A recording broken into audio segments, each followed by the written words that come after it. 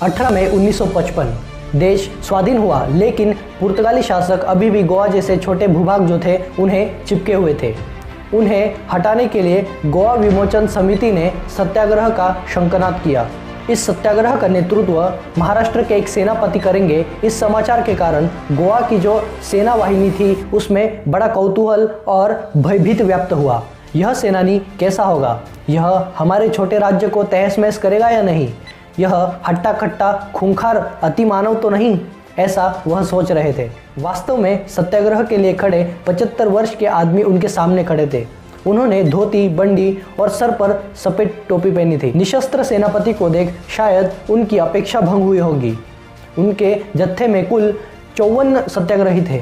एक सिपाही ने सेनापति को निशाना बनाकर उन पर गोली दाग दी, लेकिन अंदर ही एक सत्याग्रही आए और वह गोली उन्होंने अपने सीने पर झेल ली। सेनापति बच गए। फिर आरक्षियों ने बंदूक के दस्ते से उनकी पसलियां तोड़ी।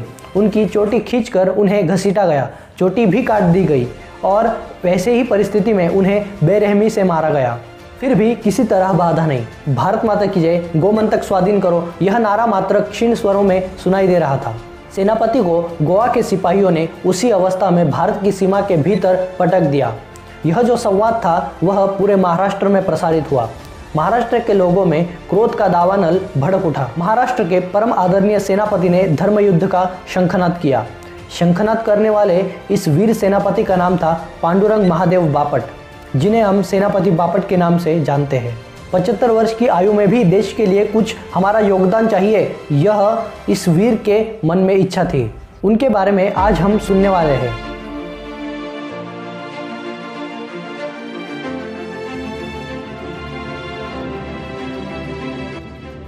तो पहली जो उनकी क्वालिटी है वो है महाविद्यालय के अध्ययन काल में उनकी भिड़े गुरुजी से मुलाकात हुई। गुरुजी ने देखते ही कहा, तू तो पारनेर का बापट, उत्कृष्ट यश प्राप्ति के लिए तुम्हें अभिनंदन। अब क्या कर रहे हो? डेक्कन कॉलेज में पढ़ता हूँ, बापट जी ने तुरंत उत्तर दिया। तुम तेज तरार हो, बुद्धिमानी हो, तुम्हारे जैसे युवा ही भारत माता का कार्य करने आगे बढ़ते हैं। क्या तुम हमारा साथ दोगे?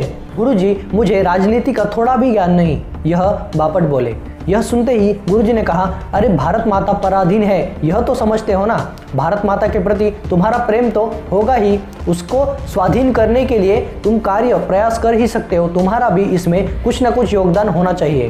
बापट जी के साथ उनके सहपाठी भी थे। उनमें से रणदीवे बोल उठे, इसका अर्थ है सशस्त्र क्रांति करना। भिड़े गुरुजी ने तुरंत कहा, एकदम ठीक। संकल्प ग्रहण करने के लिए गुरुजी अपने साथ तलवार ले आए। बापट जी ने गंभीरतापूर्वक संकल्प लिया, मैं पांडुरंग महादेव बापट, भवानी माता और इस रखी नंगी शमशेर को साक्षी रखकर प्रतिज्ञा करता हूं कि मैं अपनी पराधीन मातृभूमि के स्वातंत्र्य के लिए, उसको स्वाधीन करने के लिए आजीवन प्रयास करूंगा। इस कार्य में अगर मेरा देह विसर्जन होता भी है तो भी पुनर्जन्म लेके मैं भारत भूमि पर यह कार्य जो अधूरा काम है उसे पूरा करूंगा। आप सोचिए कि जो दृढ़ संकल्प उन्होंने अपने महाविद्यालयीन काल में लिया था, उन्होंने वह आजीवन अपने जीवन में उतारा। तो दूसरी जो उनकी क्वालिटी है वो है 30 अप्रैल 1908 के दिन मुजफ्फरपुर में बम धमाका हुआ। उसकी जो खबर है वह चारों ओर फैल गई। अरविंदो घोष, खुदीराम बोस और उनके 30-35 विप्लवी पकड़े गए। लोकमान्य तिलक को भी बंदी बनाया गया। नरेंद्र गोस्वामी जो सरकारी गवाह बने, उन्होंने कहा कि पांडुरंग बापट ही थे जिन्होंने भारत में बम बनाने की विधि लाई।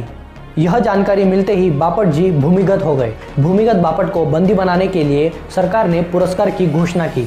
उनके जीवन में कष्टदायी पर्व की यह शुरुआत थी। वेशांतर कर वह कभी मित्रों के घर, कभी मौसी के घर और कभी रसोई बनकर भी उन्होंने काम किया, तो कभी वह मठ मंदिरों में भी वास किया करते थे। पुलिस को संदेह होते ही उन्होंने इंदौर के बढ़वानी में अपना डेरा लगाया। पुरुषोत्तम सकाराम वैद्य के नाम से वह खेती करने लगे। कुछ समय बाद उन्होंने नौकरी भी की। फिर से पुलिस को शक होते ही वह मथुरा, वृंदावन आदि स्थानों में भी गए। वह गोविंद जगन्नाथ शास्त्री के नाम से टंक मुद्रण का अभ्यास भी करने लग गए। इस समय उन्हें मित्र का पत्र आया और पत्र देखकर वह इंदौर के लिए निकल गए। वहाँ उनका मित्र उन्हें एक जगह पर लेके गया।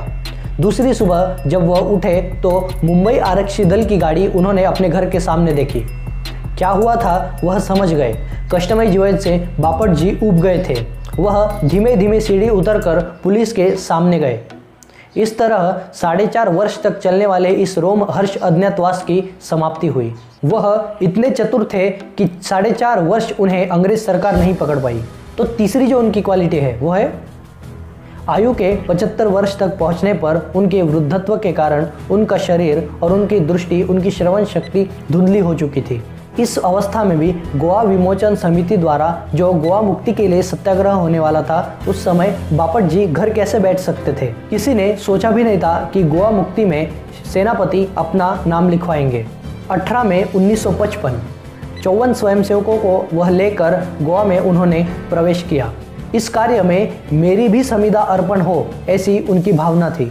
सारा जीवन कठिनाई के सामने तत्वनिष्ठ और कर्मठता के साथ वह लड़ते लड़ते अब जीवन से उब गए थे। जीवन में 11 अवसरों पर मृत्यु से मुठभेड़ हुई, लेकिन हर बार मृत्यु ने आंख मिचौनी खेली। मेरे श्री हरि के घर पर भी पैरवी का बोलबाला है। मैं कब से पंक्ति में खड़ा हूँ, लेकिन मेरी सुनने वाला वहाँ कोई नहीं, ऐसा बापट जी कहते थे। ख्यातनाम मराठी साहित्यिक श्री पेंडसे कहते थे कि तात्या, अगर मृत्यु आपको अनदेखा कर रही है तो उसके लिए आप ही जिम्मेदार है। जीवन भर आप मृत्यु को मुरमुरे चने की तरह जेब में लिए घूमते थे, इसका ही यह परिणाम है। 27 नवंबर 1967 के दिन श्रीहरि का बुलावा आया।